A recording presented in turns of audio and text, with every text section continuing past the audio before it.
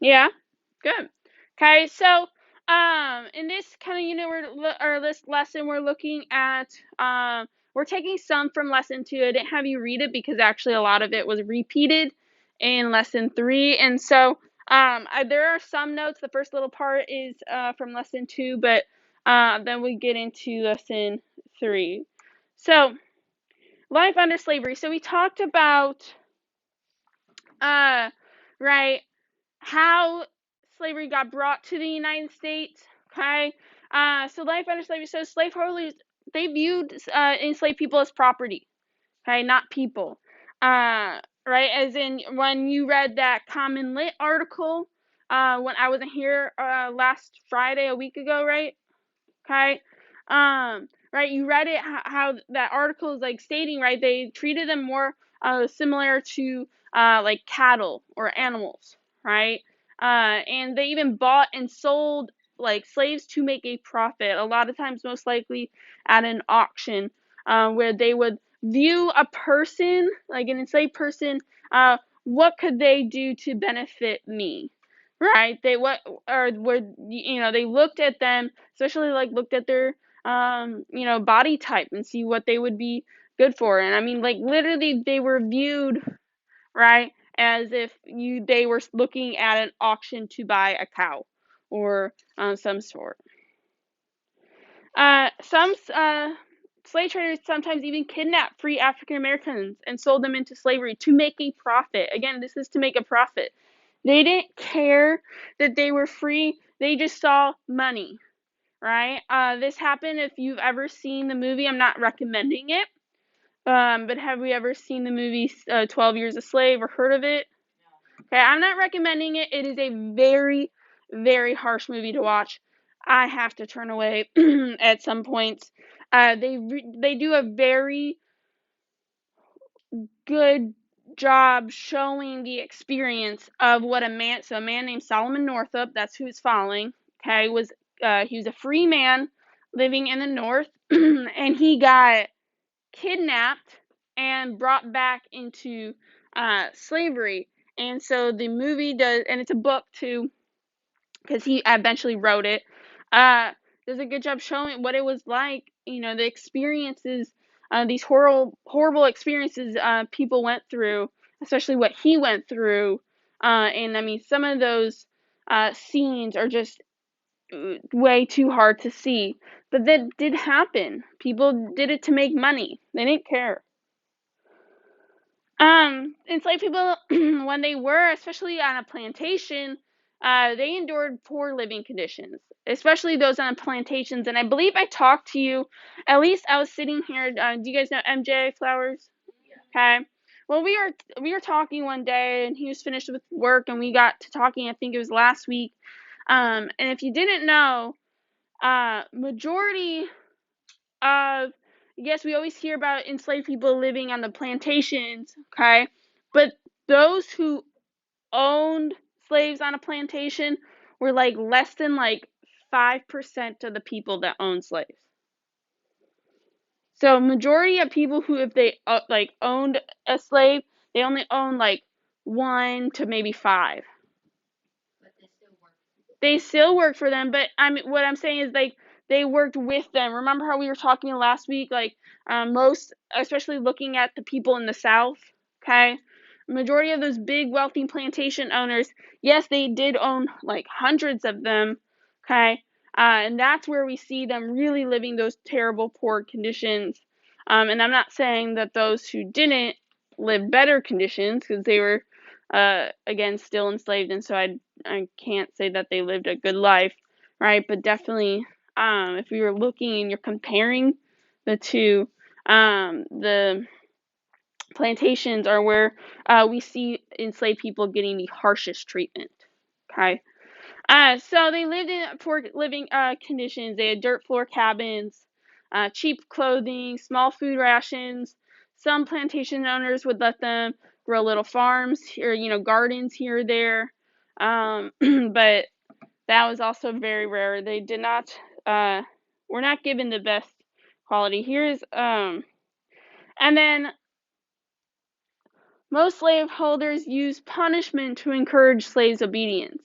So there were some that were like, okay, if we treat them, give them better living conditions, they would be more willing to do the work. But most chose punishment to, get them to fear them, to get them to do their work. And then also many states pass slave codes. So slave codes are laws that pretty much prevented to or controlled what an enslaved person can do. So there are slave codes that prevented them to read and write, to learn how to read and write, to gather, and definitely as we saw more rebellions start happening, as we'll see later on, these slave codes got stricter. So here is a picture. Braylon, if you need to move, you can move. I know that seat's hard to see from. Okay. Here's a picture of kind of an example of kind of the living conditions. I will say that as we start getting more into later on in our country's history, later on in the 1800s, where we saw those inventions. An invention that later happened was the camera, and so we start really getting to now see real pictures of things. And so here is a picture of kind of a living condition.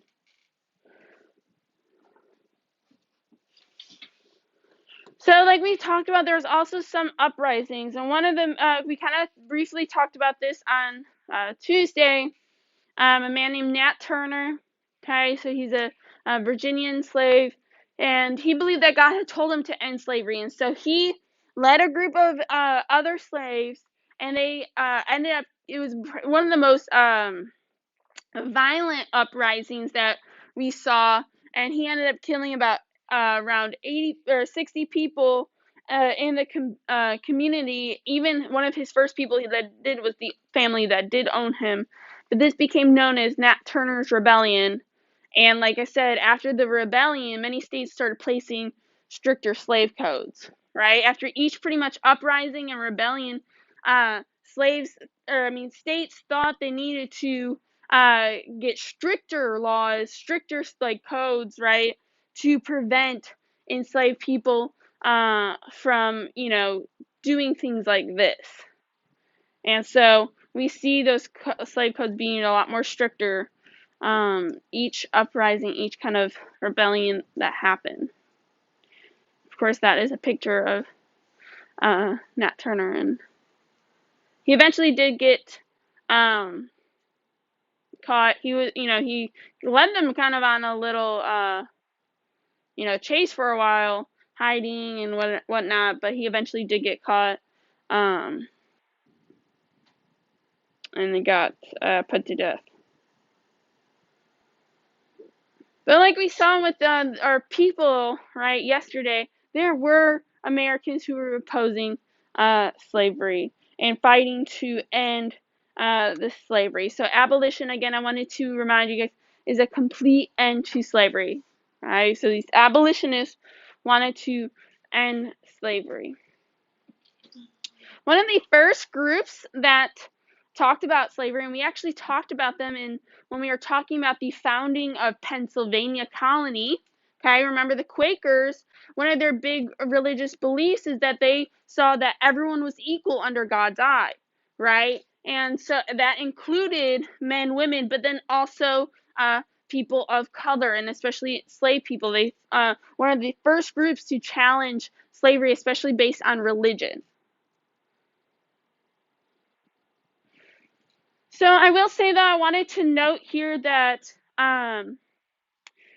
while they all abolitionists all wanted to end slavery, they wanted to destroy the practice, the institution of slavery. They did not all agree on the rights, though, of when those people got freed. Okay, And this is like the rights as in like what they can and can't do as in voting and that sort, or social equality. They have the right. So some believe that they should have the same treatment. Everyone should have the same treatments. Everyone should be able to vote the same, no matter, right, have the same social equality no matter what. But there were some others who were against kind of full political and social equality. They thought that they should be free, that they should not be enslaved. However, they should not have the same rights as their white American counterpart. Okay, so there were some disagreements between abolitionists on that. One of our first abolitionists that we're going to talk about is William Lloyd Garrison. So he published the abolition newspaper, The Liberator, beginning in 1831. And then he also helped found the American Anti-Slavery Society in 1833. And its members wanted immediate emancipation and racial equality for African Americans. He later on became the president. I will say, though, this society later on, too, actually split in two groups, and this is again where we see they both wanted immediate emancipation, as in, what do you think emancipation is? The end of slavery. Okay, the end of slavery. So they wanted immediate end to slavery. Okay, but one group wanted full racial, equality, full political, social equality, while the others, the other group did not think that there should be full equality there. Okay, so that actually group is one of the ones we see that actually did kind of break off in the two ends of the spectrum there.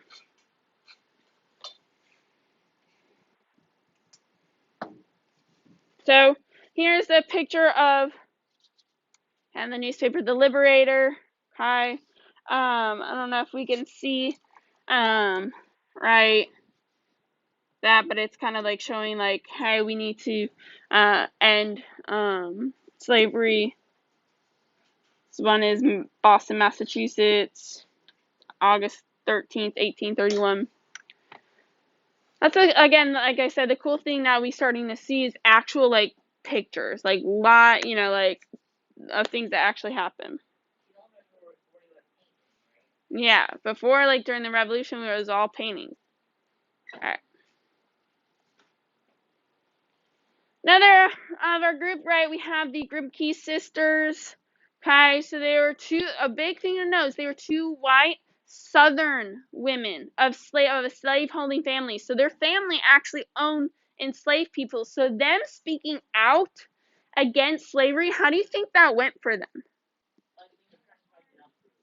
Yeah, their parents did not approve. I mean, the rest of a lot of their society, think about it, they're in the South. What is the South's economy based on? Agriculture, which then they used, right, slavery to grow. And so it was very uncommon. And so them, and especially women, two women going out against it, right? And so they definitely faced some, harsh ridicule. They tried to recruit other, white Southern women in a pamphlet called Appeal to the Christian Women of the South in 1836, and then they also wrote American Slavery as It Is. So they definitely wrote a lot of and published a lot of things, and especially for women to do that in the 1830s is very, not as common. Another one we have is Frederick Douglass. So Douglass, he escaped from slavery, and he went on to become pretty much one of the most important African American leaders of the 1800s. I mean, I would say, like if not one, like the most important African American leader in the 1800s. He, as a child, secretly learned to read and write. And if remember, I just was talking about those slave codes, that was against the law. And so him, doing that, he was going against the law. And then later in life, he used that skill. He went on many speaking tours. He published a newspaper called the North Star. He wrote several autobiographies. What is an autobiography? Biography you write about yourself. He has several of those. I mean, he's definitely one of the most right biggest African American leaders in the 1800s. Another we have is Sojourner Truth. She also is a former slave. She claimed that God had called her to travel through the United States and preach the truth about slavery and women's rights. So not only was she speaking on against slavery, but also about women's rights. She was very known for her eccentric, speeches, very just powerful speeches that she gave. But then she, another, again, former slave going out and speaking out against slavery.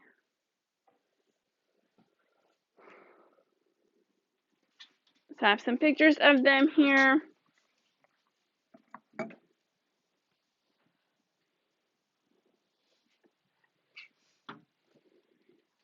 So here are the Grimke sisters. Well, so you have to remember, pictures then wasn't a got it, took it, yep, you're good. Okay? You had to sit there for a good bit of time. And no offense, but how many of you you've smiled too much for pictures because your family keeps taking pictures and your jaw hurts? Yeah, okay. So that's why a lot of these pictures, and here's Frederick Douglass, a lot of these pictures they're not smiling.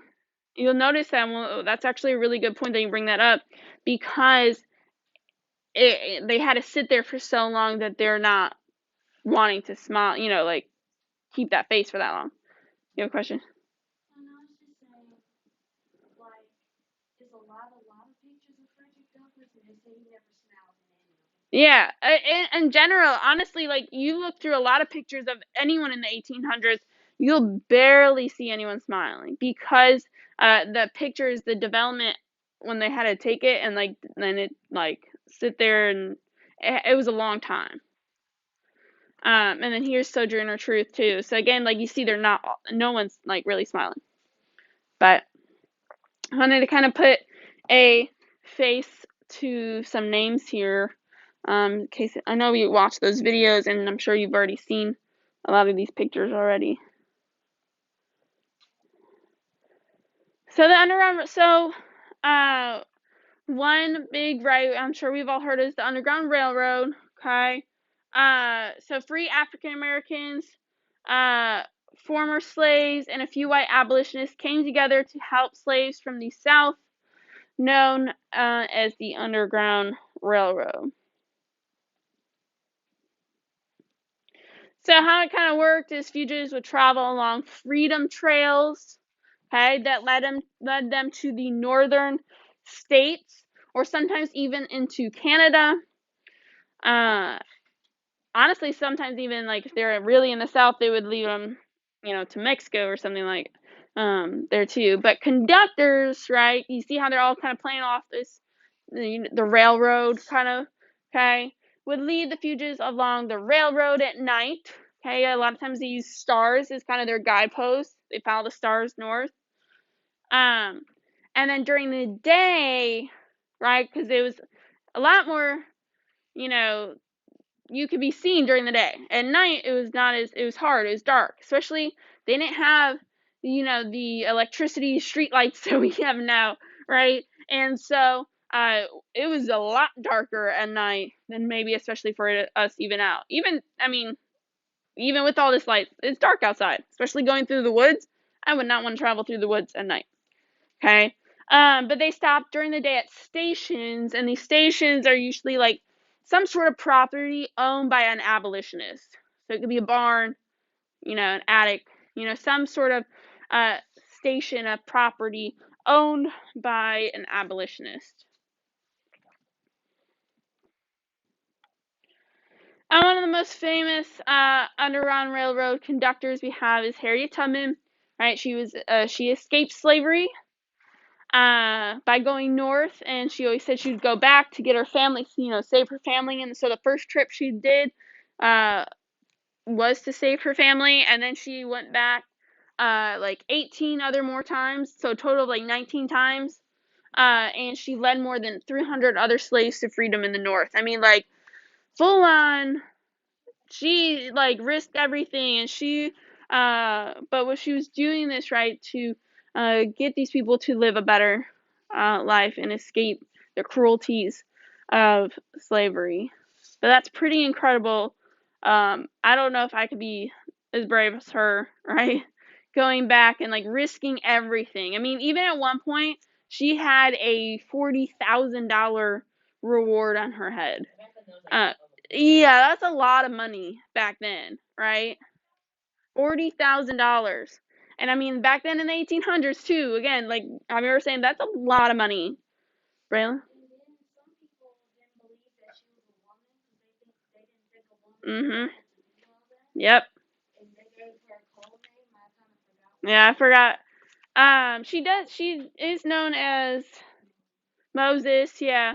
Um, but yeah, I mean that's another story about like women, and like people didn't think women could do that, right?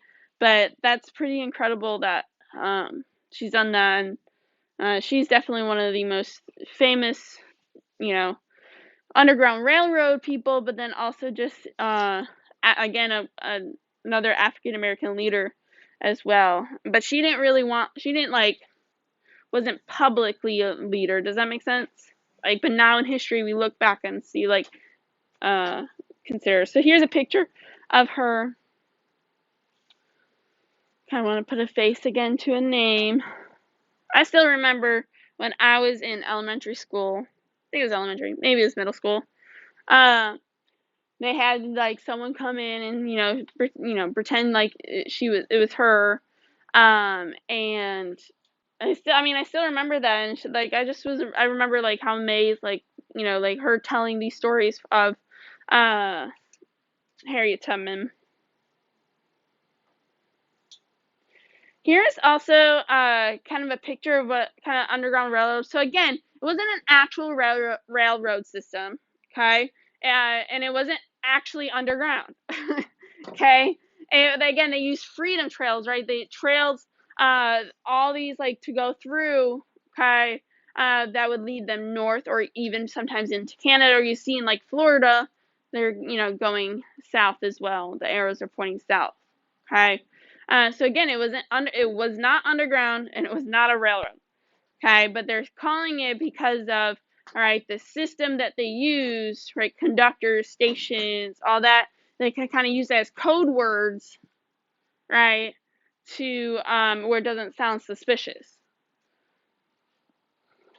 So there's kind of like a map. I kind of thought that would be something that you would like to see.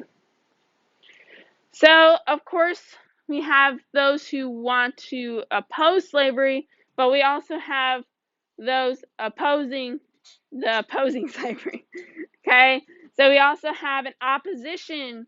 So, people who did not want to end slavery.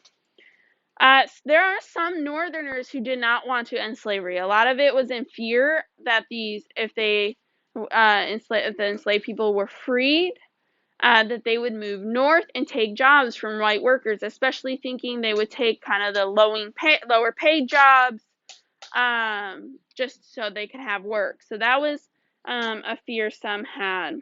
Also, in Congress for a short time, there was this gag rule put in place, basically that forbade discussing anti-slavery petitions. Why is that? Why did you think it only lasted a few years? What did it go against? It went against the First Amendment, the freedom to petition, the right to petition, right? So that went against the First Amendment. And then a lot of Southerners saw slavery right as it was vital to their economy. Again, we just talked about how agriculture was the South's economy, and slave labor was vital to that. And outsiders, they thought that outsiders should not interfere with their way of life. And that's why talking about going against slavery, it became dangerous to kind of voice any anti-slavery opinions in the South. Why do you think it became dangerous? Yeah, I mean, people are seeing that you're going against our way of life. You're wanting to destroy our economy, right? They're basically trying to make them feel that they're going against, and so it became really dangerous to kind of voice any anti-slavery opinions in the South, and that especially with the Grimke sisters later on, it became very dangerous of them to be posting and writing things going against slavery. All right, so that's it on our notes. Go ahead, submit. Okay. We only got about 10 minutes here left.